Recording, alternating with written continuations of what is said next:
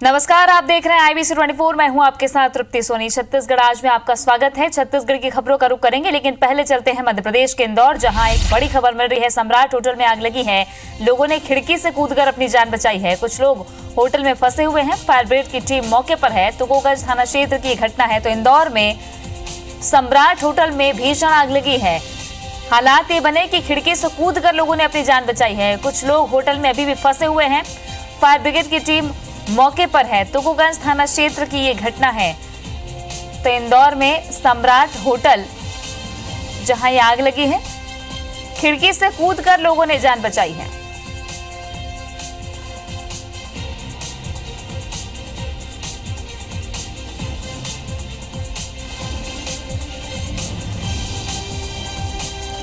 तो कुछ लोग होटल में फंसे हुए हैं। सम्राट होटल में आग लगी है। लोगों ने खिड़की से कूदकर जान बचाई है अपनी। कुछ लोग अभी भी होटल में फंसे हुए हैं। तुकोगंज थाना क्षेत्र की ये घटना है।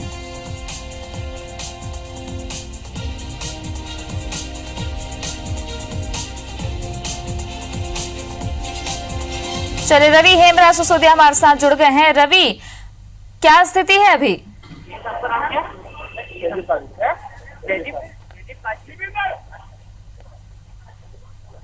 रवि, आवाज आ रही है आपको?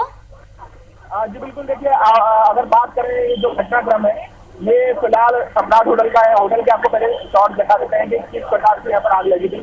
ये जो घटनाक्रम है, ये इंदौर के सम्राट होटल की तस्वीर आपको दिखा रहे हैं। जो ऊपर की और सेकंड ब्लॉक में आप जो तस्वीर देख रहे हैं, ये जो घटनाक्रम है, ये इंदौर के सम्राट होटल की तस्वीर आपको दिखा रहे हैं। जो ऊपर की और सेकंड ब्लॉक में आप जो तस्वीरें देख रहे हैं, ये होटल की वो खिड़कियां हैं जहाँ से जितने भी लोग फंसे हुए थे उनको बाहर निकाला गया है। और जितने भी लोग हैं यहाँ पर किस तरीके से उनको निकाला गया है, क्योंकि नीचे की तरफ अगर बात करें तो पूरा एरिया जो था वो पूरा ब्लॉक था।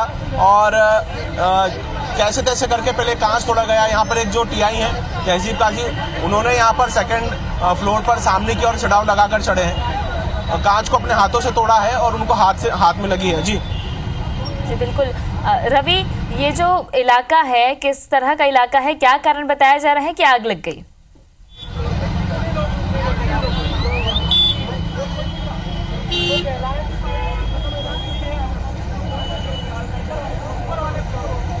हेलो रवि, कारण क्या निकल कर स्पष्ट आया है कि आखिर आग कैसे लगी?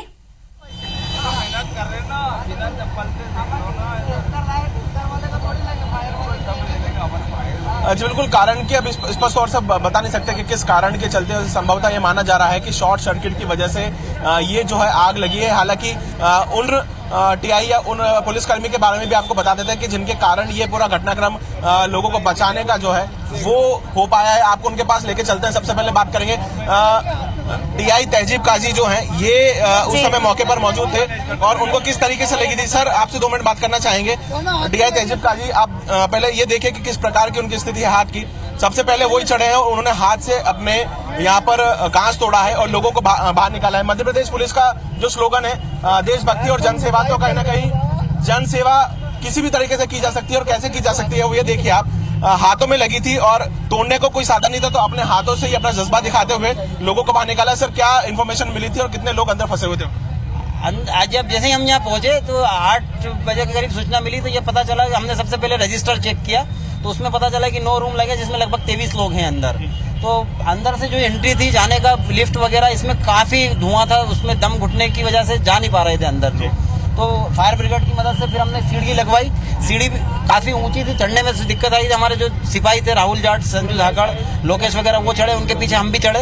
और जब वहाँ ग्लास लगे थे उनको तोड़ने के कुछ था नहीं, तो हमने हाथों से ग्लास फोड़ के अंदर घुसे और जो लोग बचे थे उनको बाहर निकलवाया। कुछ कैजुअलिटी हुई है क्योंकि जिस प्रकार की व्यवस्था थी, थोड़े बहुत लोग नीचे आए, खरोच लगी है, लोगों को हॉस्पिटल पहुंचाया? नहीं, उनको सांस लेने में दिक्कत हो रही थी। 2 महिलाएं थी, उनको सांस लेने में दिक्कत थी, उनको हॉस्पिटल भेजा। बाकी को तो सेफ जल्दी कर लिया गया था, जिसकी वजह से वो बाहर आते हैं, उनको सांस वास प्रॉपर मिलने लगी। बिल्कुल। आपको एक बार फिर जो टीआई तहजीब काजी है उनके जज्बे को आप दिखाना चाहेंगे किस प्रकार से हाथ में लगी हुई है। और ये चोट मामूली नहीं है, गंभीर चोट है, क्योंकि कांच से पूरी तरीके से कटा हुआ है। और कहीं ना कहीं लोगों को बचाने के लिए अपनी जो एक जज्बा है वो उन्होंने साफ तौर पर यहाँ पर दिखाया है। 28 लोगों को यहाँ पर उन्होंने बाहर निकाला है। जिस तरीके की घटनाक्रम हुई, बिल्कुल, ये अगर समय तस्वीरें रहते हमने दिखाई हैं कि किस तरह से इंदौर में जब होटल सम्राट में आग लगी तो पुलिस ने अपनी जिम्मेदारी का बखूबी निर्वहन किया है और लोगों को बचाने की पूरी कोशिश की। बहुत बहुत शुक्रिया रवि जानकारी के लिए।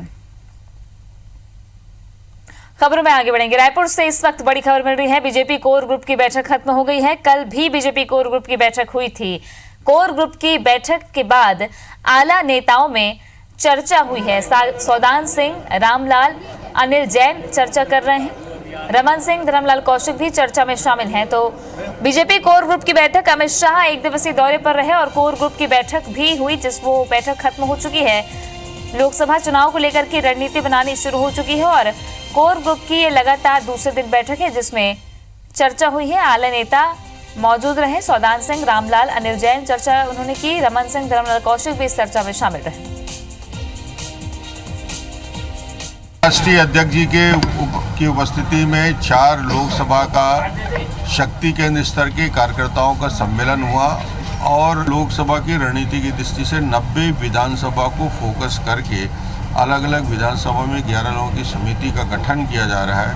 वो 11 लोग चुनाव की दृष्टि से, लोकसभा की दृष्टि से हर विधानसभा के जवाबदार लोग रहेंगे। प्रत्याशी चयन के लिए नेक्स्ट वीक ही इसकी शुरुआत करेंगे। राजेश मिश्रा ज्यादा जानकारी के साथ जुड़ गए। राजेश, क्या चर्चा हुई है बैठक में? देखिए, बैठक तो आमतौर पर इसलिए बुलाई गई थी कि इसमें बैठक में भाजपा कोर ग्रुप के लोग भी थे और प्रदेश के प्रमुख पदाधिकारी भी इसमें शामिल हुए थे। अमित शाह जो आए थे, उसके बाद वो जिनका कार्यकर्ता जो सम्मेलन हुआ, उसके बाद सम्मेलन में शामिल होकर वो वापस लौट गए और फिर उसके बाद भारतीय जनता पार्टी की जो वरिष्ठ नेताओं की यहाँ पर बैठक हुई, कोर ग्रुप को प्रदेश पदाधिकारियों की। और इस बैठक में प्रदेश संगठन महामंत्री जो है रामलाल जी और अनिल जैन, उन्होंने ये बैठक ली जिसमें रमन सिंह मौजूद थे, धर्मलाल कौशिक मौजूद थे, तमाम जो भाजपा के बड़े नेता मौजूद थे। इस बैठक में ये निर्णय लिया गया है कि सभी सांसदों को ये निर्देश दिया गया है कि वे सांसद की भांति काम करते रहें, चुनाव में जुट जाएं और उसके अलावा उनको ये भी निर्देश दिया गया है कि उनकी जो सांसद निधि की जो राशि अगर खर्च नहीं होगी तो उनकी राशियों को अपने अपने क्षेत्र में खर्च करें, अपने अपने क्षेत्र में सक्रिय हो जाएं। साथ ही साथ उनको ये भी निर्देश दिया गया है सांसदों को, विधायकों को, पूर्व विधायकों को और जिला पदाधिकारियों को कि विधानसभा चुनाव के दौरान जो गिले शिकवे थे कार्यकर्ताओं को लेकर, उस गिले शिकवे को भूल जाएं, उन सबको साथ में लेकर विधानसभा चुनाव की तैयारी में लग जाएं और केवल एक ही लक्ष्य होना चाहिए कि मोदी सरकार को फिर से बनाना है। तो ये एक मैसेज लेकर आज सभी को यहाँ पर मीटिंग ली गई और इसमें यह भी निर्णय लिया गया है कि सभी विधानसभा, लोकसभा चुनाव के लिए सभी विधानसभा में 11 सदस्यीय एक कमेटी बनाई जाएगी। जो कमेटी जो है लोकसभा चुनाव को लेकर जो कार्यक्रम तय किए गए हैं उसको पूरा की जिम्मेदारी उसको दी गई है और यही कमेटी जो है लोकसभा चुनाव का संचालन भी करेगी। तो इस तरह के आज काफी महत्वपूर्ण फैसले लिए गए और आज की जो कार्यकर्ता सम्मेलन हुआ और जो बैठक हुआ, इन दोनों का मुख्य उद्देश्य यही था कि लोकसभा चुनाव की तैयारी में सारे पुरानी चीजों को भूल जाएं। विधानसभा चुनाव में जो अपेक्षाकृत सफलता नहीं मिली भाजपा को, उन सबको भूलकर पूरी ताकत, पूरी मेहनत के साथ लोकसभा चुनाव की तैयारी में लग जाएं। यही एक मात्र लक्ष्य के साथ आज बैठक हुई है। जी चलिए, बहुत बहुत शुक्रिया राजेश जानकारी के लिए। तो भाजपा के राष्ट्रीय अध्यक्ष अमित शाह आज एक दिन के दौरे पर रायपुर पहुंचे। यहां उनके स्वागत के लिए भारतीय जनता युवा मोर्चा के कार्यकर्ताओं ने एयरपोर्ट तक एक बाइक रैली निकाली और उनका भव्य स्वागत किया। भाजयुमो के कार्यकर्ता सभी 16 मंडलों से मंडल प्रभारियों के साथ ये रैली निकाली गई। अमित शाह के रायपुर एयरपोर्ट पहुंचने के बाद इस बाइक रैली की अगुवाई करते हुए अमित शाह एयरपोर्ट से रायपुर के इंडोर स्टेडियम कार्यक्रम स्थल तक पहुंचे। इंडोर स्टेडियम में कार्यकर्ताओं के सम्मेलन का आयोजन किया गया जिसमें पार्टी के राष्ट्रीय अध्यक्ष लोकसभा चुनाव को लेकर कार्यकर्ताओं को जीत के टिप्स दिए। इस सम्मेलन में शामिल होने के बाद Amit Shah BJP core group की बैठक भी लेंगे। एक दिन के रायपुर दौरे पर आए भाजपा के राष्ट्रीय अध्यक्ष अमित शाह ने इंडोर स्टेडियम में आयोजित कार्यकर्ता सम्मेलन को संबोधित करते हुए दावा किया कि एक बार फिर केंद्र में मोदी सरकार बनने जा रही है। उन्होंने ये भी कहा कि प्रदेश में विधानसभा की हार पर लोकसभा का आकलन न करें क्योंकि सबसे ज्यादा विधायक, सांसद और मुख्यमंत्री फिलहाल भाजपा के पास है। सर्जिकल और एयर स्ट्राइक का जिक्र करते हुए अमित शाह ने कहा कि भाजपा की सरकार ने सीमाओं को सुरक्षित करने का काम किया है।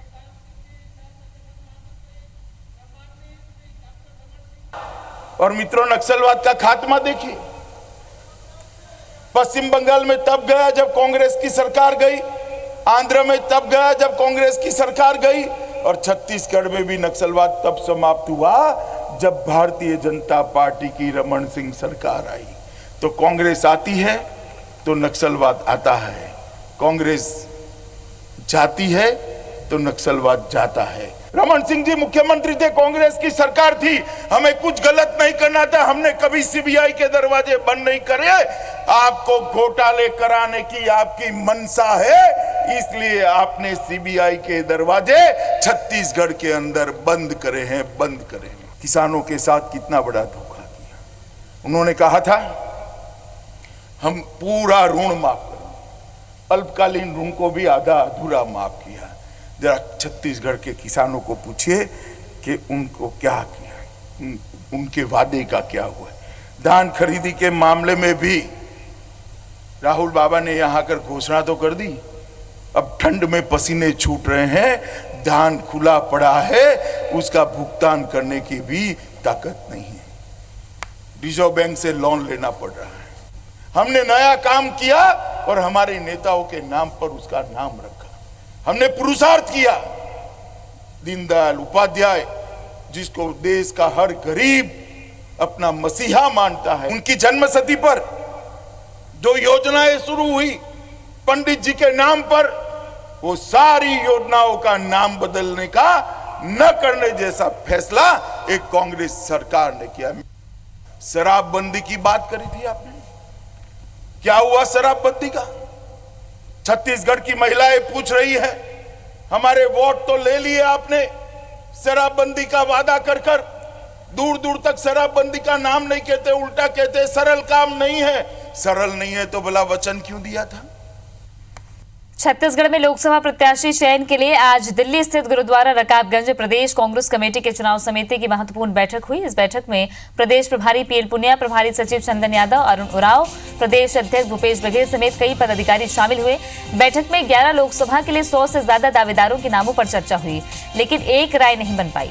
बताया जा रहा है कि बैठक में लोकसभा वार चर्चा हुई। इस दौरान दावेदार, एआईसीसी के सर्वे और विधायकों के सुझाए नामों का मिलान भी उन्होंने किया गया। जातिगत समीकरणों को भी ध्यान में रखते हुए कांग्रेस नए चेहरों को मौका देने और वर्तमान सरकार में मंत्री विधायकों को भी टिकट दे सकती है। कांग्रेस के दर्जनों दावेदार दिल्ली में डटे हुए हैं। चुनाव समिति की बैठक के बाद प्रदेश अध्यक्ष और मुख्यमंत्री भूपेश बघेल ने बताया कि लोकसभा चुनाव के प्रत्याशी चयन के लिए प्रक्रिया शुरू कर दी गई है। पहले जिला कमेटी और विधायकों से सुझाव मांगे गए थे। उन्होंने बताया कि 2 बार चुनाव समिति की बैठक हो गई है। अब शुक्रवार को स्क्रीनिंग कमेटी की बैठक में दावेदारों के नामों को शॉर्टलिस्ट किया जाएगा। देखिए, प्रारंभिक प्रक्रिया हमारी पूरी हो गई, जिला से हमारे नाम आ गए, विधायकों से हम लोगों ने सजेशन ले लिया, प्रदेश इलेक्शन कमेटी की 2 बैठक हो चुकी। अब जो स्क्रीनिंग कमेटी की बैठक है वो कल होगी। जशपुर जिले में 10वीं बोर्ड की परीक्षा के दौरान छात्राओं के कपड़े उतारकर जांच करने के मामले ने तुल पकड़ लिया है। जशपुर कलेक्टर ने मजिस्ट्रियल जांच के भी आदेश दे दिए हैं। बगीचा एसडीएम से पूरे प्रकरण की जांच रिपोर्ट मांगी गई है। वहीं प्रदेश सरकार के 2 मंत्रियों ने भी मामले में सख्त कार्रवाई की बात कही है। जिला प्रशासन ने जिला शिक्षा अधिकारी और पुलिस के मर्ग इंटीमेशन के आधार पर उड़नदस्ता टीम को क्लीन चिट दे दी।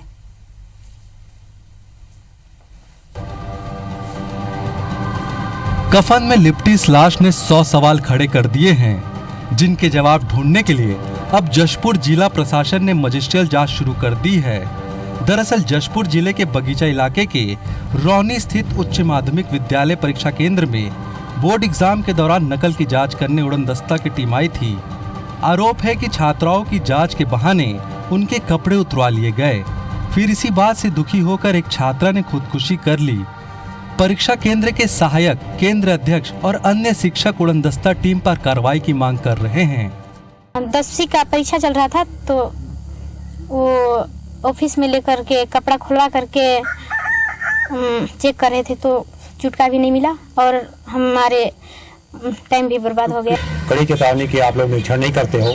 मैं अभी खोजूंगा, बहुत सारे यहाँ पर बच्चे मिलेंगे और एक बच्चा को कमरा नंबर 2 से ले जा करके प्रचार्य कक्ष में मेरे सामने उनका कपड़ा उतरवाया गया और एक छोटी सी पर्ची मिली और उनको रेस्टिकेट कर दिया गया। हालांकि इस मामले में कई पैच सामने आने से पूरा प्रकरण ही उलझ गया है। वहीं ये भी कहा जा रहा है कि उड़नदस्ता की टीम में 2 महिलाएं भी थीं और जांच उन्होंने की। पुलिस जांच में अभी तक ऐसी कोई बात सामने नहीं आई है। वहीं मृतका के भाई का कहना है कि उसकी बहन डरी हुई थी कि कहीं उसकी भी जांच हुई तो वो क्या करेगी।